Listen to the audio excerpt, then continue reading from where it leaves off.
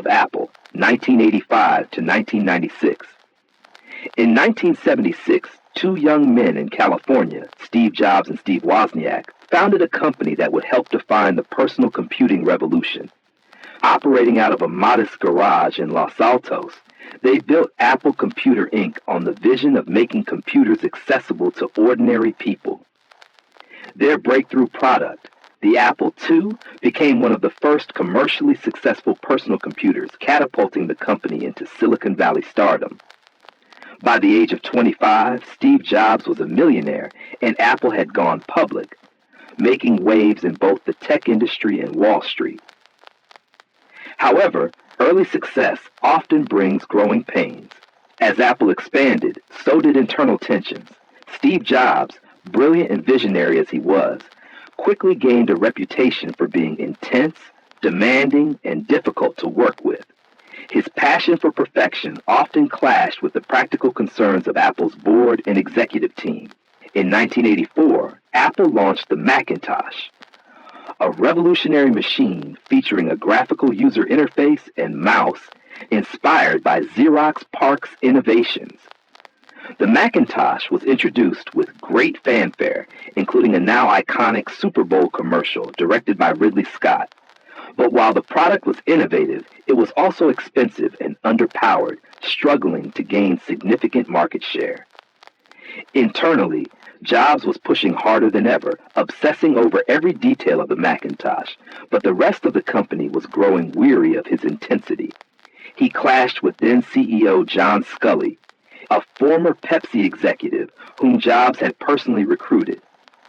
As tensions escalated, Apple's board faced a difficult choice. In 1985, they sided with Sculley, effectively stripping Jobs of all managerial responsibility. In the following months, Jobs resigned from the company he had helped create. It was one of the most dramatic moments in corporate history, a 30-year-old visionary forced out of his own company. What followed was a decade of confusion and decline. Without Jobs' vision and product focus, Apple began to lose its identity. The company went through a carousel of executives and introduced a bewildering array of products: Performa, Quadra, Centris, PowerBook, and even the Newton PDA, all without a clear strategic direction. The product line became bloated and inconsistent, confusing customers and overwhelming internal teams. Meanwhile, competitors were catching up fast. Microsoft, once Apple's junior partner, launched Windows, a user-friendly graphical interface that mimicked many of the innovations Apple had pioneered. But unlike Apple, Microsoft licensed its software to a wide range of hardware manufacturers, making Windows cheaper and more accessible. Apple's tightly integrated hardware-software model, once its strength, now looked like a liability. By the mid-1990s, Apple was in serious trouble. Its operating system was outdated, its product lines were underperforming, and innovation had stalled. Market share plummeted, and losses mounted. In 1996 alone, Apple lost over $1 billion. Analysts predicted its demise. Some suggested the company should be sold, perhaps to IBM or Sun Microsystems. Apple's stock was tanking, employee morale was low, and its reputation for innovation had all but vanished. As the company searched desperately for a way to revive its fortunes, it made a bold and unexpected move. It acquired Next, a small software company focused on advanced operating systems. The deal was worth $429 million, a significant gamble for a struggling company. What few realized at the time was that Next had been founded by none other than Steve Jobs. The acquisition wasn't just about software. It marked the beginning of one of the most extraordinary comebacks in business history. Steve Jobs was coming back to Apple, and with him, everything was about to change. The return of Steve Jobs and the Next acquisition. When Apple announced its acquisition of Next in December 1996, most observers saw it as a desperate move to save a flailing operating system. Apple's outdated Mac OS was holding the company back, and it desperately needed a modern foundation to compete with Microsoft and the rapidly evolving computing landscape. Next offered just that, a robust Unix-based operating system called Next Step, known for its stability, elegance, and developer-friendly architecture. But the software was only part of the story. By acquiring Next, Apple also brought back its exiled co-founder, Steve Jobs, after more than a decade away from the company. Officially, he rejoined as an advisor to the CEO, but it quickly became clear that Jobs was not interested in remaining in the background. Jobs had spent the past 11 years growing in ways few had expected. After being ousted from Apple, he founded Next with a vision to build powerful computers for the education and business markets. Though Next hardware never found mass market success, its software was admired for its architectural elegance. More importantly, Next became a laboratory where Jobs refined his management style and learned hard lessons about product market fit, focus, and leadership. Simultaneously, he had purchased a small animation company from George Lucas called Pixar, which by 1995 had become a cultural phenomenon with the release of Toy Story. Under Jobs' leadership, Pixar went public and revolutionized the film industry. The former tech wunderkind was no longer just a product visionary. He was now a seasoned executive who had led 2 different companies through turbulent waters and emerged with hard-earned wisdom. Back at Apple, however, chaos still reigned. CEO Gil Amelio, who had approved the Next acquisition, was struggling to stabilize the business. While Amelio hoped Jobs would help quietly advise the company, Jobs had no intention of being anyone's sidekick. He began building influence inside Apple almost immediately, meeting with product teams, challenging assumptions, and questioning everything. Amelio quickly found himself undermined, often unintentionally, by Jobs' mere presence. Employees rallied around the returning founder, who still carried the mystique of a legend. In July 1997, after a string of poor quarterly results and internal unrest, the board ousted Amelio. Not long after, Jobs was named interim CEO, a title he famously embraced by referring to himself as Apple's iCEO. With Jobs officially back at the helm, Apple's culture underwent a swift and dramatic shift. The fog of uncertainty began to lift, replaced by a laser focus on simplification, design, and innovation. Jobs began asking uncomfortable questions. Why were there dozens of nearly identical product lines? Why did no one know which products mattered most? Why wasn't Apple building things that made people feel something? In one of his first major internal moves, Jobs gathered Apple's leadership and drew a simple 2x2 grid on a whiteboard. Across the top, he wrote Consumer and Pro. Down the side, Desktop and Portable. The message was clear. Apple would stop making dozens of models and focus on just 4 core products. Everything else was canceled. This was not just product management. It was a declaration of war against Apple's bloated bureaucracy and indecisive culture. Jobs also began renegotiating supply chains, slashing costs, and forming new partnerships, most notably with Microsoft. In a move that stunned the industry, Jobs appeared on stage at Macworld Boston in August 1997 with Microsoft co-founder Bill Gates via satellite video, announcing a strategic partnership. Microsoft would invest $150 million in Apple and commit to continuing Microsoft Office for Mac for at least 5 years. The crowd booed, but Jobs stood firm. He knew Apple needed survival before glory. Behind the scenes, Jobs was also preparing for something much bigger than survival. He was preparing to rebuild Apple's brand, not just its logo or marketing, but its soul. That fall, Apple launched the Think Different campaign, its first major ad push under Jobs' return. With black and white portraits of historical icons like Einstein, Gandhi, and Amelia Earhart, the campaign didn't sell products. It sold values. It reminded the world that Apple wasn't just a computer company. It was a symbol of creative rebellion, of challenging the status quo. And just like that, a spark returned to Apple. It would take time. It would take courage. But the foundation had been laid. Apple was no longer a sinking ship. It was a sleeping giant, awakening. strategic shifts, and the rise of iconic products.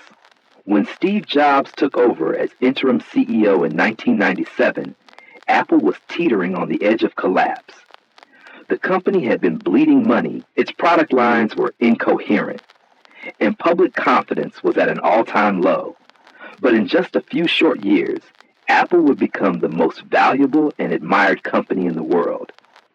The turning point began with a series of strategic decisions that would radically reshape not only Apple, but the future of consumer technology. One of Jobs' earliest and most controversial moves was to kill projects, literally. Dozens of product lines and research initiatives were scrapped overnight. Employees were shocked to see entire departments disbanded. But Jobs had a clear rationale. Apple needed to stop trying to do everything and focus on doing a few things insanely well. He revisited his earlier vision of a simple product matrix, consumer versus professional, desktop versus portable. From that framework would come Apple's first major post-Jobs product, the iMac. Released in 1998, the iMac was unlike anything else on the market. Designed by a then rising industrial designer named Jony Ive, the iMac came in translucent colors with a playful, futuristic look that defied the beige boxes dominating computer stores. It had no floppy drive. It had USB ports, a bold choice at the time. And it came with a simple message. This was the computer for everyone. Critics were skeptical. The design was too radical. The colors were gimmicky. The lack of legacy ports would alienate power users. But they were wrong. The iMac became a runaway success, selling nearly 800,000 units in its first 5 months. More importantly, it put Apple back on the map, not just as a company that made computers, but as one that made statements. Jobs and Ive formed a partnership that would become legendary. Jobs obsessed over every curve, every color, every material. I've understood how to translate emotion into physical form. Together, they began a design revolution that would soon extend far beyond computers. But the most transformative work was still ahead.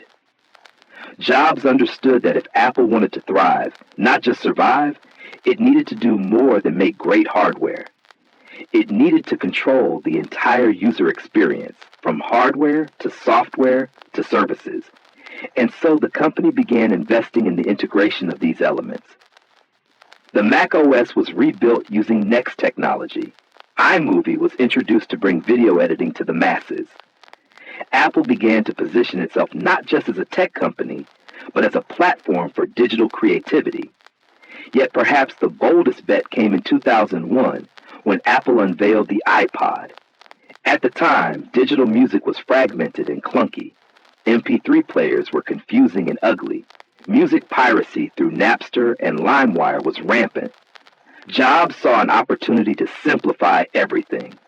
One sleek device, a clean interface, and a way to carry 1,000 songs in your pocket. The iPod was a revelation. It wasn't the first MP3 player, but it was the first to make the experience delightful. It was simple, beautiful, and deeply intuitive. The scroll wheel became iconic. Soon, white earbuds became a symbol of modernity. Apple was no longer just a computer company. It was now the heartbeat of digital lifestyle.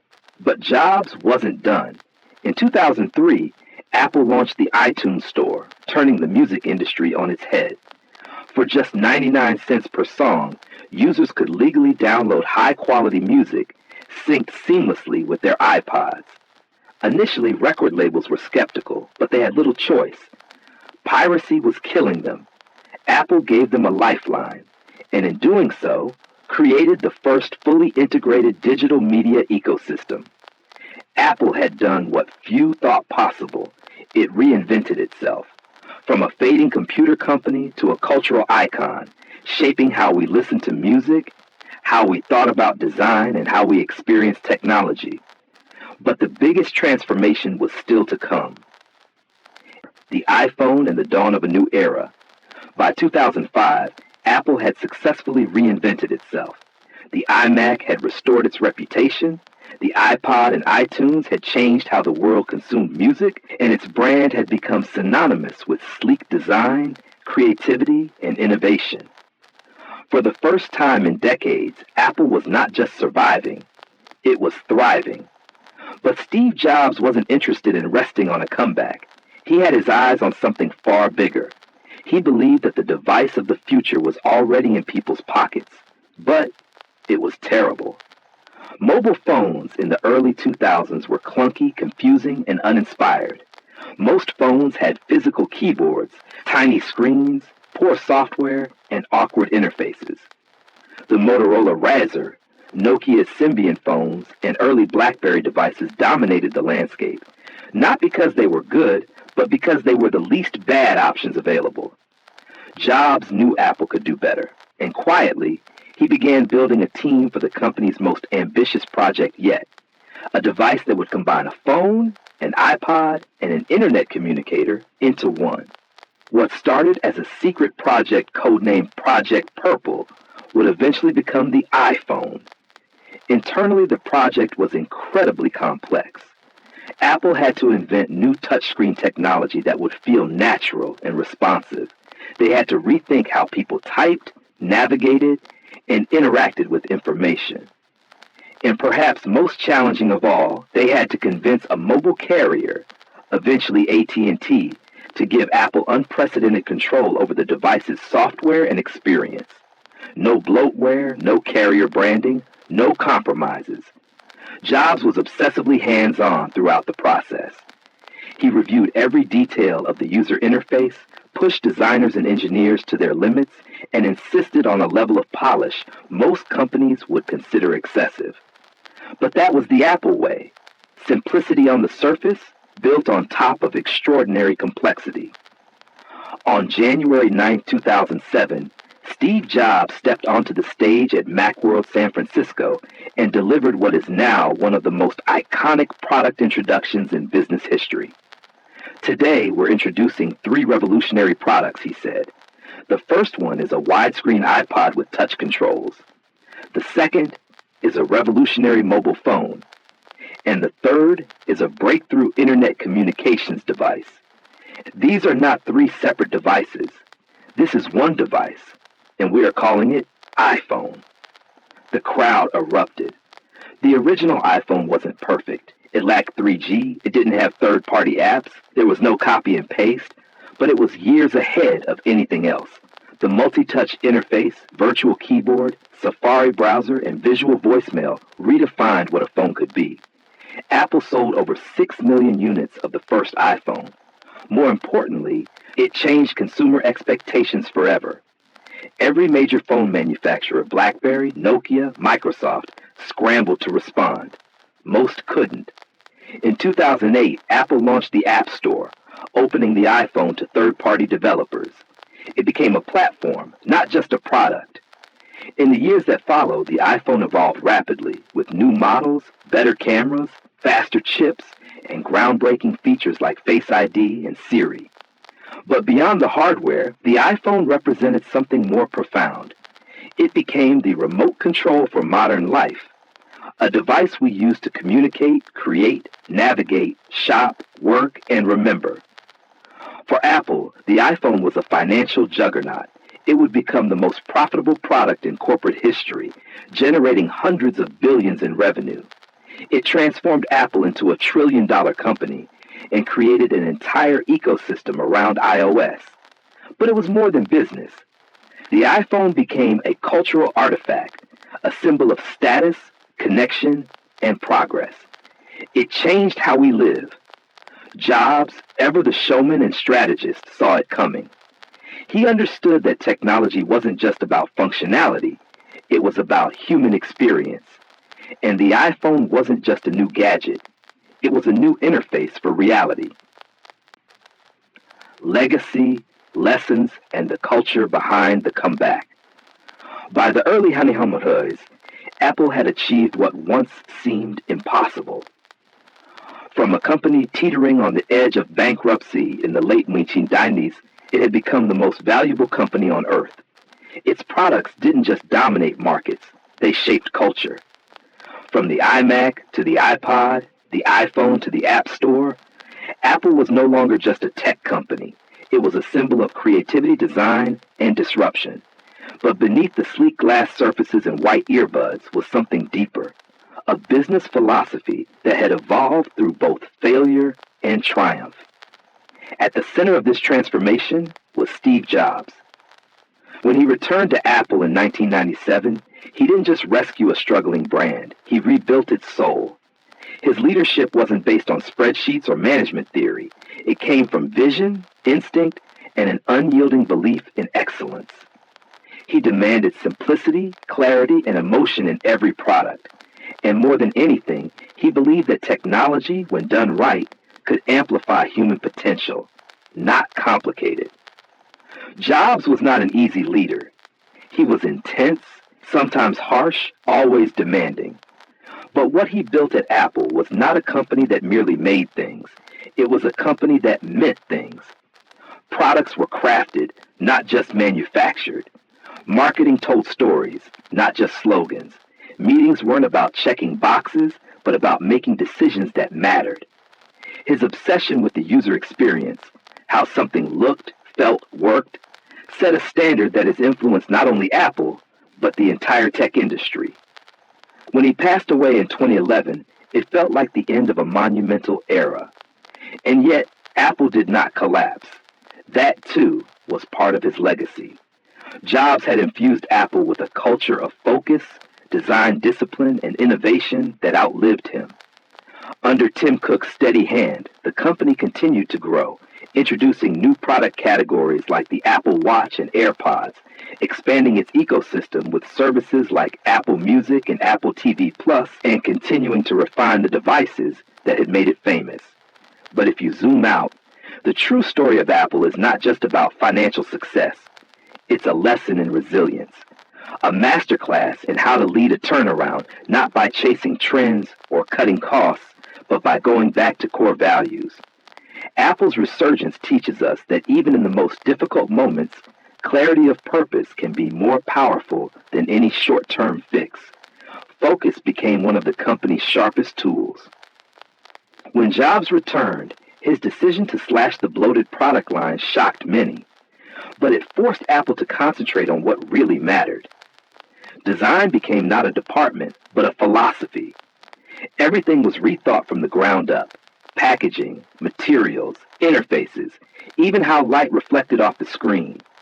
Control of the entire user experience, hardware, software, and ecosystem allowed Apple to create a level of polish that competitors couldn't match.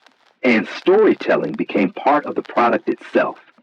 From Think Different to the minimalist rhythm of its keynotes, Apple didn't just sell features.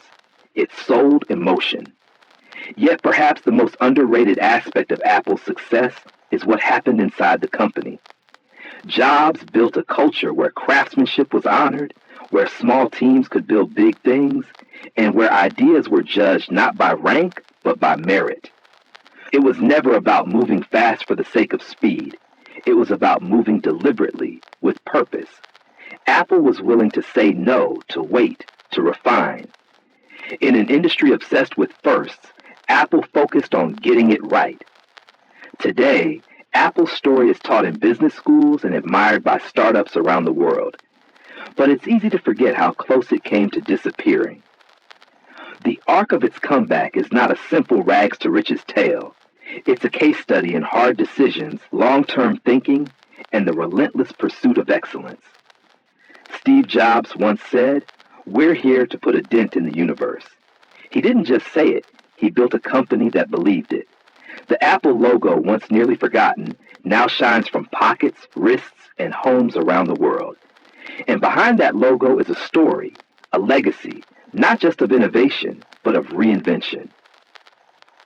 The company that changed everything. Apple's comeback is more than a business miracle.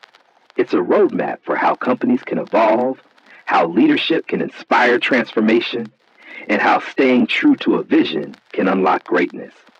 From the moment Steve Jobs returned to Apple in 1997, a new DNA began to shape the company's future. It was a DNA built on clarity over clutter, focus over fear, and intuition over spreadsheets. Apple stopped chasing competition and started chasing meaning. It didn't ask, how do we sell more? It asked, what would make this beautiful? What would make this feel right? Today, the world sees Apple as a tech giant, but its real power lies in its ability to touch lives. Every product, every experience, every carefully crafted detail reflects a deeper belief that great technology should serve humanity, not the other way around. In a world of noise, Apple became a signal. Its legacy isn't just found in iPhones or iMacs. It's found in the way it reshaped industries, inspired competitors, and proved, beyond all doubt, that design, discipline, and boldness can turn even a dying company into the most influential force of a generation. This is Apple's story, but the lessons belong to all of us.